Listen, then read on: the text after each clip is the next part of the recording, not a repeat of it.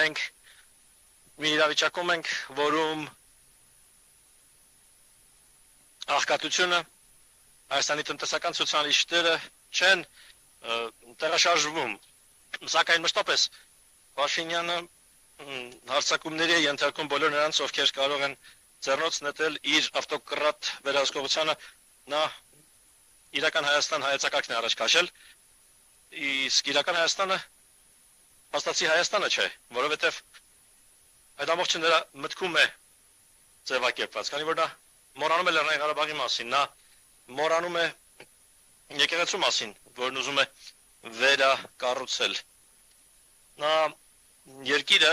նորովի է նախագծում, որ համապատասխանի Ադրբեջանի կառավարության ցանկություններին եւ նախընտրություններին եւ ԱՄՆ-ի կառավարության ցանկություններին եւ ընդ որում սա այն հազվագյուտ ժամանակներից է աշխարհի պատմության մեջ, որ երբևէ տեսել ենք, որ քաղաքական առաջնորդը այսքան բացասական վարվի իր ժողովրդի պատմության մշակույթի եւ կրոնի նկատմամբ։ Սա մի բան է, որը նրա քաղաքական կուսակցությունը տանելու է տասնամյակներ շարունակ։ Այդ կերպ լքել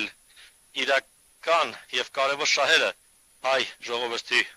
Եվ ես ցանկանում եմ հետեւյալն ասել։ Արևմուտքում մենք դատապարտել ենք Ռուսաստանի Դաշնությանը, քանիցս դատապարտել ենք օտարերկրյա գործակալների մասին օրենքի համար։ Դա օրենք է Ռուսաստանում, որով պահանջվում է, որ նրանք, ովքեր որևէ կապ ունեն արևմուտքի հետ, պարտավոր են պետք է խարանվեն։ Իսկ արևմուտքում մենք նույն վարքագիծն ենք ցուցաբերում, երբ մենք մարդկանց անվանում ենք ռուսամետ։ Սա փորձ է խարանելու ընդդիմությանը։ Երբ իրականում այդ անձանցից շատերը բազմապես մարդիկ են, ովքեր հավատում են, որ շահերը բազմաբևեռ պիտի լինեն, եւ Հայաստանը պարտավոր է բազմաբևեռ շահերի հետամուտ լինել, ունենալ բարիդրացիական կապեր Եվրամիության հետ, Ամերիկայի Միացյալ Նահանգների հետ, Թուրքիայի եւ այլ երկրների հետ։ Սակայն գաղափարը նա չէ, որ երկբևեռ այսպիսի ընտրություն ներկայացվի արևելքի եւ արևմուտքի միջեւ։ Գաղափարն այն է, որ օգուտներ կաղվեն երկրի կապերից, հարաբերություններից, այնպես կաղվեն, որ Հայաստանի ժողովուրդը զգա իրենց կամ իր մաշկի վրա,